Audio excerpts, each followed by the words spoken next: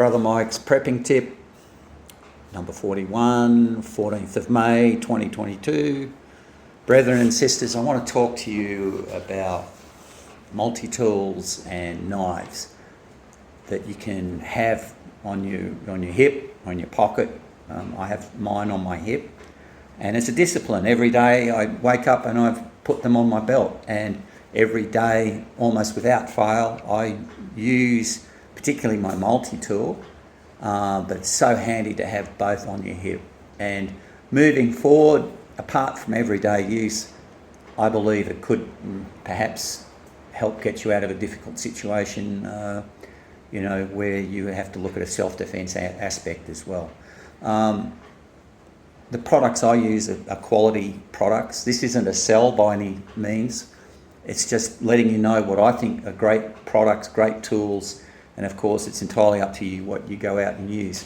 The first product I want to talk about is the Leatherman. This is a Leatherman Charge, designed by a US engineer.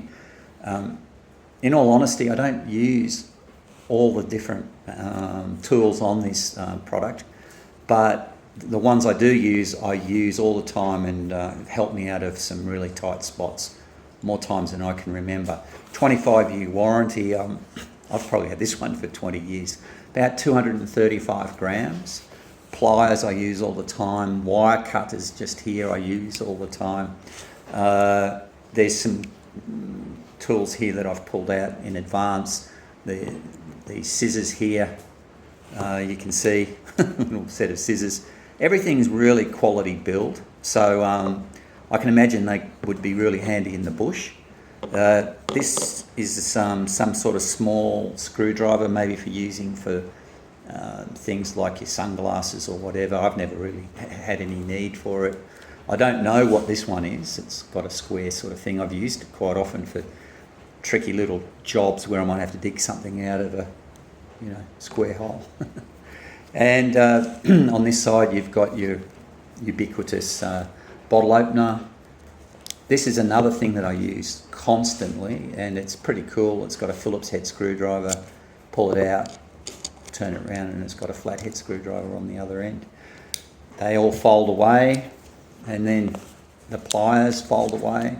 And then on the outside you have a range of knives and files. This knife is incredibly sharp. I've used it constantly. Probably it's the thing I use most, and I've never had any need to sharpen it as of yet. This is a file which I don't use, but I probably would out in the bush, if I'm having to live out in the bush.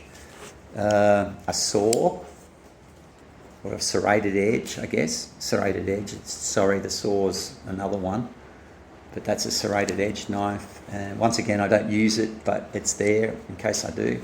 And certainly a saw that probably could come in handy for cutting small limbs and that sort of thing out in the bush if you're setting up a camp. So great product. I have it in a pouch, leather pouch, which just sits on my belt, and about 235 grams, so it's a fantastic product. I recommend it for anybody. This here is a new product that I have acquired, and this is just a knife, a pocket knife, so to speak. It's probably going to be a collector's item. It's the only one of its kind in the world. It's patented. It's incredibly light, 65 grams. It's called a Vargo Sabato, and you can flick it open with one hand. Incredibly sharp, and it keeps its edge 5 times longer than any other knife, according to the tests that they've done. It's made of, the blade is sintered titanium and ceramic, so it has the sort of flexibility and, corrosion-free aspects of titanium, combined with the strength and hardness of ceramic. The back of the handle of the blade is purely titanium, and it's got a little clip there. It has a sort of a ball that it spins on. Fantastic product, and once again, great for self-defense, but great for so many things, cutting rope, or, you know, if you're wrapped up in some vines or whatever out in the bush. You just can't believe how often you use these products. So there you have it. I want to talk about sharpening. You very rarely have to sharpen this one.